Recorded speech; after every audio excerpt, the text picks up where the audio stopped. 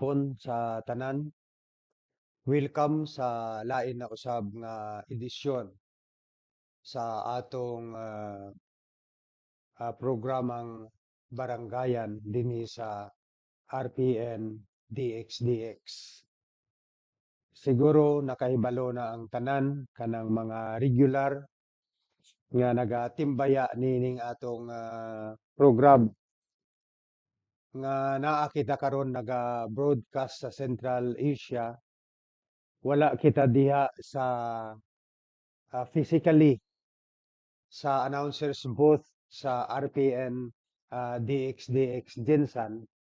but with the aid of modern information technology, we are given the opportunity to continue with our program over RPN DXDX. So nagapasalamat ako sa kanunay ninyo nga pagsunod nining atong programa. Reminders lang sa tanan nato nga mga higala, ang kining atong program dili lamang kini mapaminawan sa mga radyo, sa mga mumulupyo sa Soc-Sargen area, og apil na ang mga kasikbit nga dapit niini, kundili kini matan-aw og mapaminawan usab sa Facebook, YouTube, and Twitter accounts sa atong pinanggang istasyon nga RPN DXDX. Dugang paniana ang kining atong programa, pwede usab tan-aw og mapaminaw sa akong kaugalingong FB account nga mao ang Ben Sumugoy. Unya, ang kining atong programa sa katong mga higala nato nga dili makatan-aw ug makapaminaw in real time nining atong programa sa RPN DXDX, pwede nyo kini masundan sa akong kaugalingong YouTube channel nga ang pangalan niini Ben Sumugoy, aron nga inyong maapas ang kining atong programa. Kining atong pag-broadcast dili man kita usagayod ka broadcaster nga adunay maayong tingog og adunay eloquent nga articulation of things, but we assure you that in this program we fearlessly discuss issues, no? Wala kita nagapugong sa paghisgot sa kamatuoran o paghisgot kung unsay angayan nga mga butang nga gikinahanglan aron sa usa ka mahinungdanon nga pakiglampigit sa proseso sa atong katilingban. Tungod lagi sa kining adunay hasi sa existence sa mga Dutertes, ilabi na gayud kang President kanhing Presidente Rodrigo Roa Duterte ug ang iyang anak nga si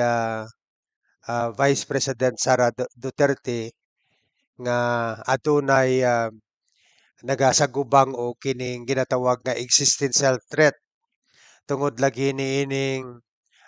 ginadungog-dungog nga by the second quarter of this year ang ilang mga warrant of arrest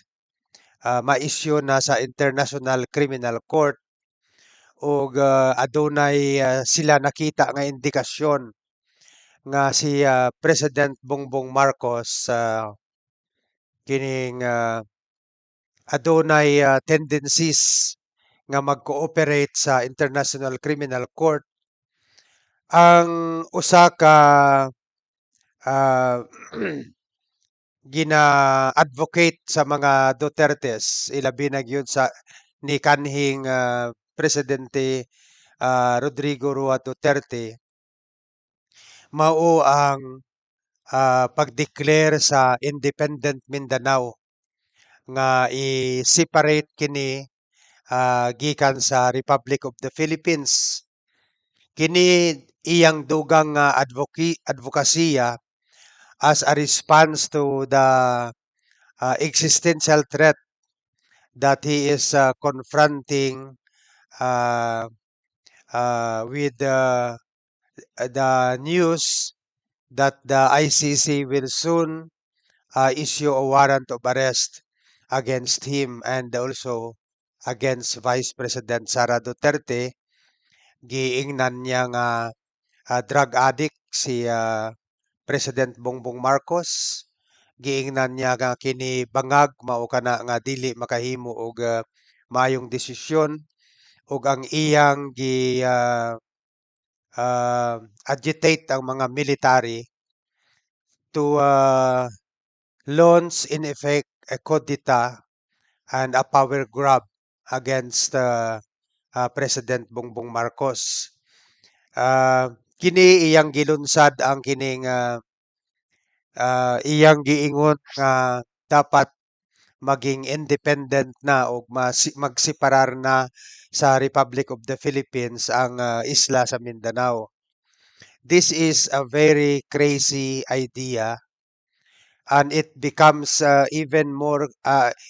crazier because it was Duterte who advocated for this, no. Sa pagkakaron murag nagagawas na nga usa ka kingkoy kini si President Rodrigo Roa Duterte kaysa iyang pagdeklarar nining ginatawag nga Independent Mindanao. Wala may nagsunod sa iya. Walay mga tao nga seriously nagasunod sa iyang suggestion for an independent Mindanao simply because this is a crazy idea. Ang nagasunod-sunod lang sa iya karon mao si Congressman Pantaleon Alvarez and bisan pa nga gipakaulawan kini ni Duterte nga unceremoniously gi-is out siya sa iyang posisyon as speaker kaniadto aron nga pulihan ni ah, former President Gloria Macapagal Arroyo karon kini si Congressman Pantaleon Alvarez naga sunod-sunod kang Duterte sa iyang crazy idea nga gusto niyang iseparar ang Mindanao ah, from the rest of the Republic of the Philippines. Gasunod-sunod kini si Pantaleon Alvarez kay gidungog-dungog usab nga usa siya nga paga-isyuan og warrant of arrest sa International Criminal Court tungod sa iyang enabling attitude sa mga pagpatay sa panahon ni President Rodrigo Roa Duterte. Mao kana nga ah, kini si Pantaleon Alvarez nakig-uban kang Duterte sa pag-advocate sa kining para sa usa ka independent Mindanao separate from the rest of the Republic of the Philippines. Kini usa ka crazy idea nga wala nag-take on ni anang suggestion mao na nga sa pagkakaron makita nato nga wala nay uh, that President Rodrigo Roa Duterte is now not being taken seriously by the people, especially the people of Mindanao. Now, adtuan nato kining uh, congressional investigation niining dali lang kay naa lang tay gikinahanglan nimo.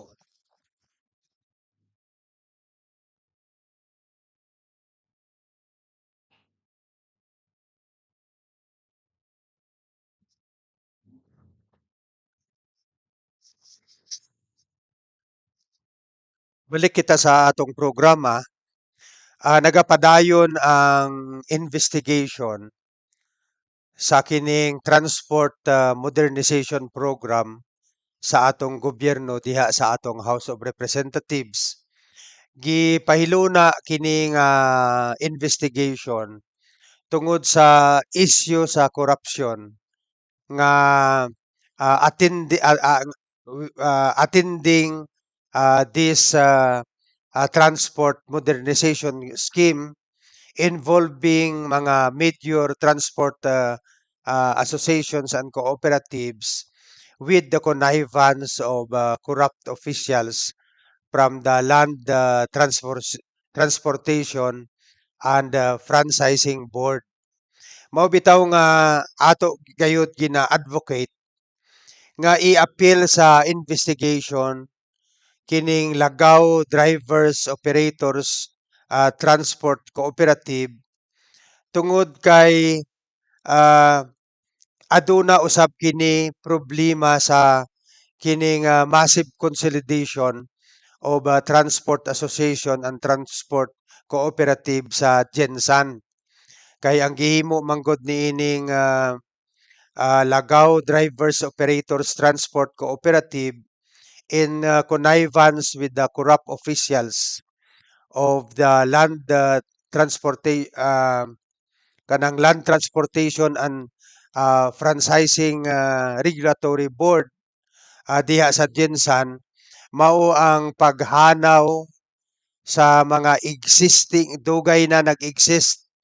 nga mga transport cooperative nga mas naiuna pa niining at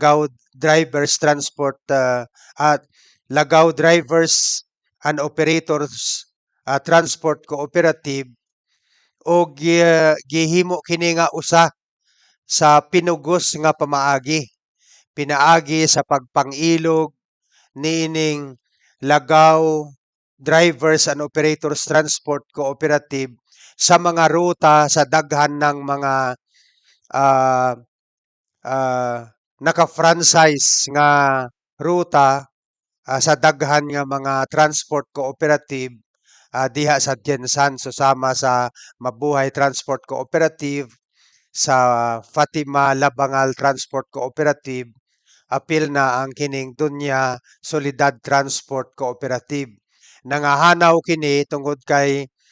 pinaagi sa pinugos nga pamaagi ah, ah, napugos sila ang mga miyembro niini sa pag ah,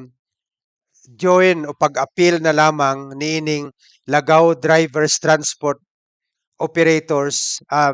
Lagaw Drivers and Operators Transport Cooperative tungod kay nagdumili man ang mga opisyal sa LTFRB diha sa Gensan nga i-renew ang franchise sa ilang mga jeepney and multi-cab units. Mao kana nga napugos sila nga mag-join na lamang niining usa ka invasive nga transport cooperative. Og naklaro nga di ay ang kining Lagaw Drivers and Operators Transport Cooperative nangutang kini og dako nga kwarta sa bangko og dili kini nila mabayaran kung diha lang sila mangunay sa pagbiyahe sa ilang kaugalingong ruta. Mao kana nga nangilog sila og daghan nga ruta diha sa Gensan og ilang gi-monopolize ang transport industry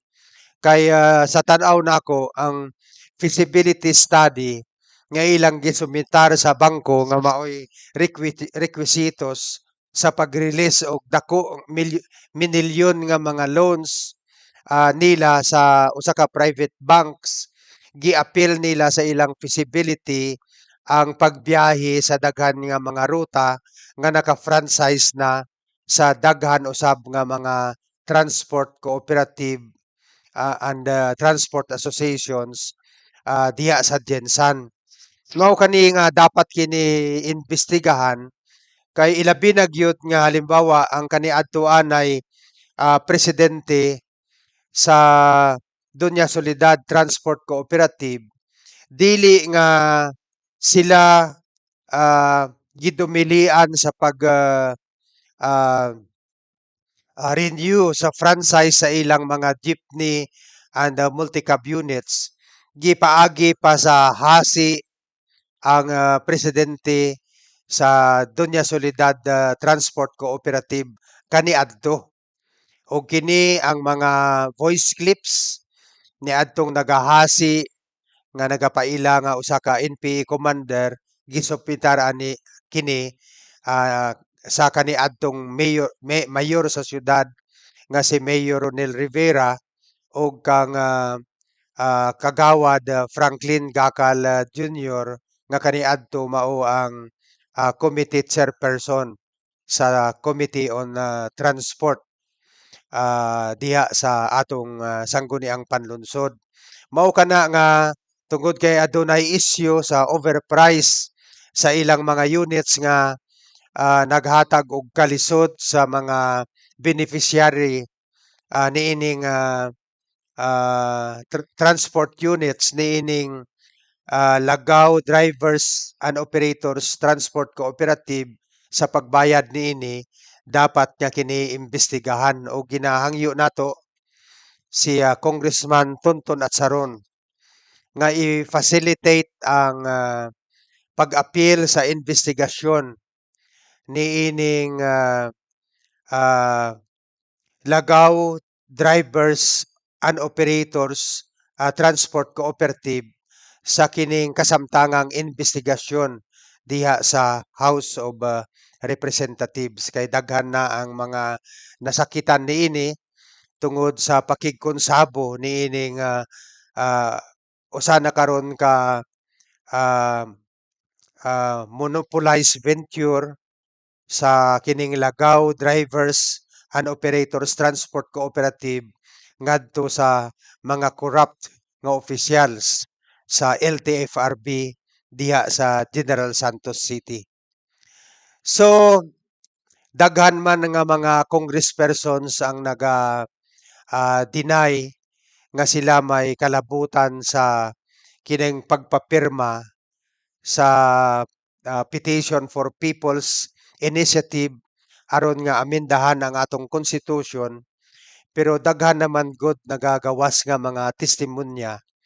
nga ang mga congresspersons nato mao ang naga-supervise og nagadumala sa pagpapirma niining petition to for the purpose of amending certain provisions in the Philippine Constitution nga gigamit ang mga mayors, mga governors, mga municipal mayors o mga punong barangay sa maong pagpapirma sa ginatawag nato nga iskandalosong kining pagpapirma sa petition. Wala may problema ang People's Initiative kung kini dili ginapasiugdahan sa mga politiko. Kaya ang People's Initiative usa kini ka power of the sovereign people nga moakto sa usa ka butang nga dili gusto aktuhan sa mga congresspersons o mga senador. Halimbawa, may naay usa ka measure, usa ka particular provision nga dili na gikinahanglan og makadaot sa katawhan. Dapat adunay public claimor sa pag-amend ni anang constitution o kinahanglan niya gikan sa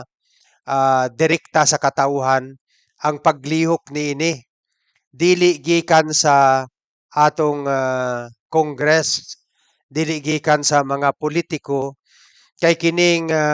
People's Initiative provision diha sa atong constitution usa kini ka standby power nga gihatag singularly sa mga tao. Kaya ang mga politicians na naman sila'y ah,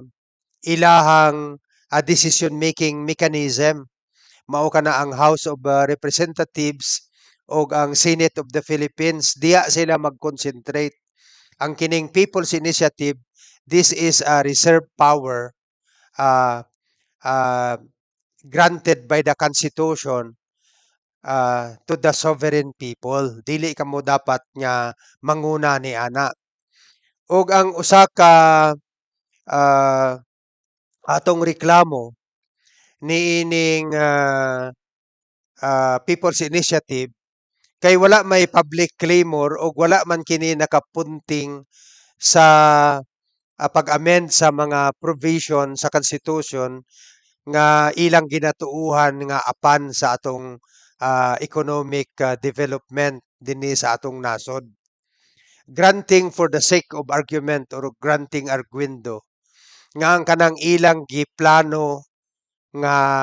pagausbon ang economic provision sa atong constitution makaayo kini sa katawhan o sa atong nasod, granting arguendo, granting for the sake of argument nga tinuod ana. Pero wala man kana nahipatik sa kining gisuspend na nga petition uh, for People's Initiative. Kay ang gibutang diha sa maong petisyon mao lamang ang pag-amend sa Constitution aron nga isiguro nga ang usa ka lakang sa pag-amend sa Constitution pagahimuon ang kining proposal to amend the Constitution should be done through a joint session of Congress kung asa ang boto sa mga congresspersons o sa mga miyembro sa atong Philippine Senate usa lang ka boto matag usa. Maura man na ang naa sa petition. Walay kalabtanan kini sa ginatawag nila nga pag-amend sa economic provision sa atong constitution, granting for the sake of argument that those planned amendments on the economic provision uh, of the Constitution could result to economic prosperity and development for our country. So wala man kana. Gusto pasabot kung nga kini nga sa People's Initiative nga kung maaprubahan kini ang Congress aduna nay gahom sa pag-amend sa Constitution sa bisan unsa nga butang nga gusto nila, halimbawa term extension, ah ah, pagpasayon sa sa pagdeklarar sa presidente sa martial law ug pagwagtang sa mga social justice and human rights provision diya sa atong constitution. So pwede nila kana himuon mao kana nga delikado. Pero gusto lang nato i-remind ang katawhan nga ang kining mga flaws sa ah, pagpapirma sa petition for People's Initiative does not give reasons to Duterte's to uh, to wage to make a move for the ouster of President Bongbong Marcos. Kana dako nato nga gina-oppose tungod kay una mas arang-arang na lang kini si Marcos kung itandi nato sa mga Dutertes in terms of issues of graft and corruption, in terms of killings, in terms of incompetence, and in terms of vulgarity. Kay makita naman nato nga ang tanan nga maayo dinhi sa atong nasod giguba kini ni President Rodrigo Duterte og wala sa moral vantage point ang mga Dutertes nga i-oppose ang any amendment to the Constitution and to act as a champion in the defense of the 1987 Constitution kaysa diha nga incumbent president pa kini si President Rodrigo Duterte nag-attempt usab siya nga i-amendar ang atong constitution ug sa diha nga daghan ang nag-upos niini, naghasi gani siya nga magdeklara og revolutionary government for the purpose of perpetuating himself to power. Mao kana nga wala siya sa moral vantage point to act as a champion for the defense of the 1987 Constitution. Naging ah, naging dili kasagaran ang privilege speech ni Senator Risa Ontiveros pagkatapos nga naghimo ang mga Duterte sa ilang rally sa Davao o pagkatapos nga gilunsad ni President Bongbong Marcos ang bagong Pilipinas didto sa Quirino Grandstand ni adtong miagi nakalipas o milabay nga adlaw nga Domingo. Kaya siyempre ang iyang kritisismo sa Davao Rally nga lagi ang giingon nato nga walay moral vantage point ang mga Duterte to act as a champion in the defense of the Constitution ug dili siya pwede nga mag moralize sa governance ni Bongbong Marcos kay tungod sa iyang kadaot sa daghan nga mga kadaot nga iyang gihimo sa atong gobyerno ug sa atong nasod niadtong panahon nga siya presidente pa. Na-mention gani ni ah, Senator Risa Ontiveros si Michael Yang nga mao kini ang kakonsabo ni Duterte sa plunder sa 11 billion pesos COVID-19 funds sa panahon sa COVID-19 pandemic. Ug aduna usab siya kritisismo sa kining paglunsad sa bagong Pilipinas ni President Bongbong Marcos tungod kay iyang gibulgar nga adunay mga payouts kanang pagpanghatag distribution ni atong mga welfare assistance fund during the launching of the bagong Pilipinas nga mao kato ang nakadani sa mga tao nga mo paingon sa Quirino Grandstand aron makiglambigit niya ng launching sa bagong Pilipinas o gibulgar usab ni Senator Risa Ontiveros nga ang daghan nga mga government agencies ang naghimo og mga memorandum requiring their employees to attend the launching of the bagong Pilipinas by President Bongbong Marcos. So kung makita nato sa adunay ah, mga kritisismo nga gihimo si Senator Risa Ontiveros sa mga Dutertes ug sa mga Marcos nga mao na karon ang nagabunggoanay nga dagkong bato sa politika dinhi sa atong nasod ug makita nato nga dahan-dahan na nga namugna ug nagatumaw ang ginatawag nga political third pole away from the group of Dutertes nga mao karon nagaakto nga opposition ug away from the administration of Marcos kay kining duha adunay mga dinagkong mga isyu nga ah, paaghat sa sa mga katawan nga makahimo og konklusyon nga kini sila maingon nato nga murag salot sa atong nasod ug kinahanglan nato nga gakson kining third pole nga pwede nato mabasa between the lines ni adtong privilege speech nga kining deliver ni Senator Risa Ontiveros diha sa hawanan sa atong Senado. Balik kita sa mga isyong lokal, nagapadayon karon ang pagtinubagay ni Kagawad Jen Rivera og ni City Administrator Jing Gakal kalabot sa isyu sa intelligence fund diha sa atong local government sa General Santos. And I think the exchange of views and conversations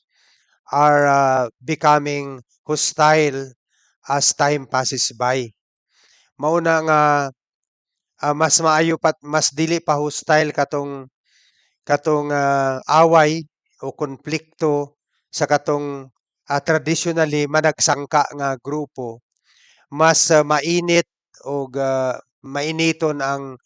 konflikto o ang panagsangka o pagbahin-bahin kung ang kining panagsangka o pagbahin-bahin ah, ah, gikan sa mga ginatawag nato nga porsyon sa usa ka partido nga kaniadto usara. Kung sa pasabot kining kung sa pamilya pa, miyembro kini sila sa usa ka pamilya nga nag-split, nabuak og karon nangag-away na nagsangka na diha sa atong politika sa General Santos ug mao na kini ang mamahimong hulagway sa politika dinhi sa atong nasod from now on towards the uh, 2025 midterm election kung asa mopili na usab kita sa bag-o nga mga opisyal sa atong syudad. Apil na ang bag-o nga magpili sa mga bag-o nga representante sa House of Representatives. Siyempre dili bag-o kay ang halimbawa si Tonton at Saron magpa-i-re-elect pa man kana isip usa ka congressman ug ang uban nga mga incumbent city officials magpa-re-elect pa man kana sila. Ang gusto nato pasabot nga maghatag og fresh mandate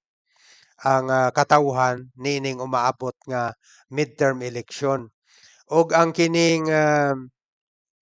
ah, panag-away tali kang kagawad Jean Rivera og Jing Gakal mao na kini ang mamahimong karakter o hulagway sa atong local politics diha sa General Santos City as time marches towards the 2025 midterm election.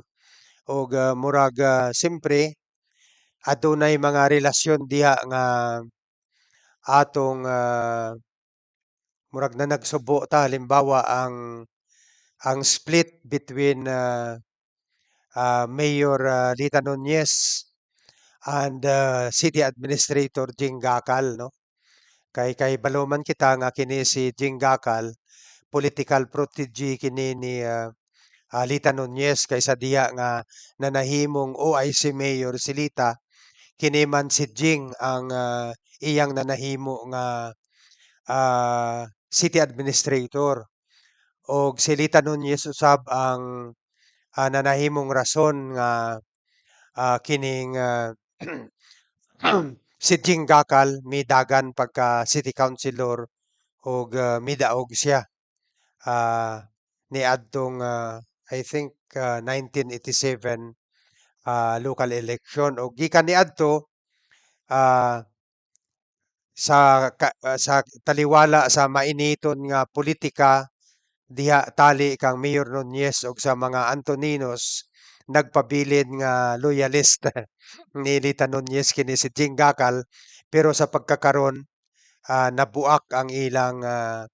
relasyon isip inahan og anak diha sa atong local politics. Sa ilang pag-split akong gidawat nga nikampi ko gamay kang Jing Gakal but without attacking Mayor Lita Nunez, no. Kumo kay sa panahon nga naa kita sa political mainstream diha sa General Santos City, I offered my all in fighting for the cause of Lita Nunez, but Jing Gakal offered his all in fighting for my own cause. So sa niining split, I admit painfully that I took the side of Jing Gakal. So mao kana ang mainit nga panagsangka batok kang kagawad Jen Rivera o kang City Administrator Jing Gakal. So murag away kini sa pamilya o sa atong kasaysayan sa mga away bitaw sa mga political clans o mga political families between members of a particular political clans and between members of a particular political families, mas mainiton ang panag-away. Ang uban niini naga resulta sa insidente sa patay sa matag faction within the political clans and within the political family. Diya sa atong civil code, ah, gina-require sa balaod nga ang kining kaso bitaw between and among members of the family, dili kini pagadawaton sa korte kung wala una earnest efforts nga ipakita kanang pamilya para sa reconciliation. So murag condition precedent kana for filing of cases by one members of the family against the other members of the family. Kay gi-recognisa sa atong balaod o kini mabasa nato sa daghan nga mga jurisprudence sa atong Supreme Court nga ginalikayan ang kining direkta nga pagdawat sa korte sa kaso nga susama niini tungod kay magresulta kana kung walay earnest efforts nga paghimuon, magresulta kana sa pagdinumtanay o sindihay og kandila between and among members of the political family and political clan. O kana adunay dako nga epekto sa kanang peace and harmony sa atong katilingban, mao kana nga ang atong balaod naga-require una nga adunay earnest efforts for reconciliation between among members of conflicting family. Una nila ipasaka sa korte ang maong mga kaso. Og hinaot kit nato nga ang ato lang ang tan-aw nako ang kining panagbingkil between the RCRI, ang partido ni kanhing Mayor Ronel Rivera, og ang partido sa PCM, ang partido sa mga Pacquiao. Dili namang gyud kini dili na ang kining duha dili na manag-uli ay og buot kini. Ang ato na lang ginahandom nga mamahimong civil og dili hostil ang politika nga ilang kanang kahakon kanang ilang pag-aagyan towards 2025 nga mamahimong civil og reconciliatory ang mamahimong political atmosphere diya sa Jensan og dili ma-convert ang Jensan into a political powder keg nga ang electoral campaign magresulta sa usa ka dakong kagubot kay wala kana sa tradisyon, wala kana nahisakop o nagasunod sa political tradition dinhi sa General Santos City. May naay mga mainitong panagsangka alimbawa sa panahon sa mga Tsongbian o Atsaron diha sa General Santos City kung asa si Mayor Tuning Atsaron naglunsad og kining iyang kandidatura isip mayor samtang gipriso siya kay nanahimo siyang akusado sa pagpatay kang Adan de las Marias nga usa ka gikahadlokad nga labor leader sa ginatawag nga octopus niadtong panahon batok kang Priscilla Tsongbian og nanahimong magbadaugon si Mayor Atsaron apan wala kini nagresulta sa violence kining usa ka mainitong kampanya. Og ang usa-usab ka mainitong kampanya sa diha sa Jensan mao ang tali sa panagsangka ni kani nga anay Mayor and Congressman Adelbert W. Antonino og ni kanhing Mayor o karon Vice Mayor Lita Nunez. Pero ang kanang panagsangka wala nagresulta sa ginatawag nga political violence. Mao kana nga ang atong paghinaot nga ang kining political conflict between the RCRI and the PCM. This will be tempered into a kining friendly political conflict nga hatagan lang nato ang mga tao og luna sa pagpili sa mga tawo nga gusto nila, nga dili nato gikinahanglan nga mag-engage sa mga harassment and violence para lamang nga kita modaog diha sa eleksyon sa Jensan. Kaysa giingon nako, sukwahi ka na sa political culture sa General Santos City. So ginahatag nato ang maayong kanang maghatag ta og gamay nga wish sa kang Kagawad Franklin Gakal nga mao kini karon ang maingon nato nga spokesperson sa PCM dinhi sa atong Jensan, og kang Kagawad Rivera nga mao kini ang kasamtangang prominent political figure representing the RCRI, nga mao ang partido nga gi-create ni gimugna ni kanhing presidente ni kanhing Mayor Ronel Rivera. So nadunggan nako ang interview kang Congressman Pantaleon Alvarez kung asa iyang himo nga hinungdan sa iyang advokasya kauban ni President Rodrigo Duterte nga sa pagseparar sa Mindanao from the Republic of the Philippines, mao ang massive flooding